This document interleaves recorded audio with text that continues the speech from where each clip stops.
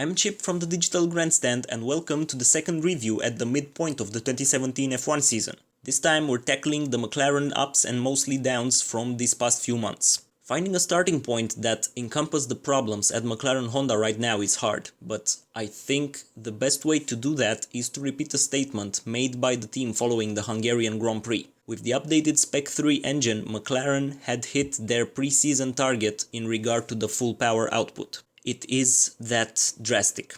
An engine introduced during the summer has the power that one used in pre-season testing should have had, and that's strictly from a power output point of view. The main issue with Honda is their reliability. Yes, the package is down on power compared to Mercedes and Ferrari and to a lesser extent to the Renault as well, but the reliability of the damn thing is what hurts the team the most. In Fernando Alonso, McLaren has arguably the best racer in F1 today, one that can drag a not necessarily competitive machine to places it has no right being. Couple that to the whole package racer that he is, a statement echoed by most in the paddock, and you start to understand that the Spaniard is not the best in qualifying, not the best in mixed conditions, not the best overtaker, but he is very, very good in all of these departments. So, before you discredit his capabilities, take all of this into account when you discuss Stoffel Van Dorn. He entered F1 carrying the same buzz as Lewis Hamilton did when he landed in 2007. The main difference here is that Hamilton had a hugely competitive machine to race in, arguably the best on the grid at the time. Van Dorn is not only paired with a monumental talent in Alonso, but he is also offered a machine so underpowered and unreliable that more often than not it fails to finish a race. Speaking of their race finishers, it's almost unfathomable that such a great team like McLaren has no fewer than 12 various DNFs or DNSs out of 22 possible.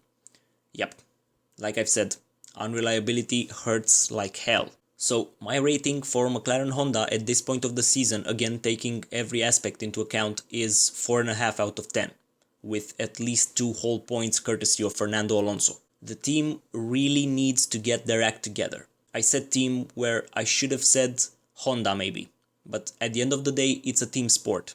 The chassis is good, that much was shown in Monaco and Hungary, but the power unit is dreadful. For the remainder of the season I really hope Honda will bring at least 2 new spec engines. Yes, this will mean penalties for the drivers, but they don't care about points. They need to get to the bottom of their engine woes.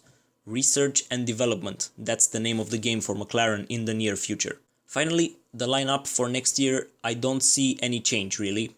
Alonso plays the media buzz, but at heart he loves Formula 1. These new cars are more hardcore as per his liking, so he's staying in F1. Another team, I don't see one where he might move. Mercedes and Ferrari have pretty much closed the doors. The Red Bull team already has top drivers for the next 10 years. And the other teams simply can't afford Fernando Alonso. Renault is the only slightly viable option, but they will get in the championship fight some 3 or 4 years from now, by which point Alonso will be the wrong side of 40 years old. And that was the midterm report for McLaren. Do you disagree with this view? How do you rate the team's performances so far? Let me know in the comments below. Don't forget to like, share and subscribe for more F1 related content, and come chat to me on Twitter at Chip_DGS. I've been Chip from the Digital Grandstand, and I'll talk to you again soon.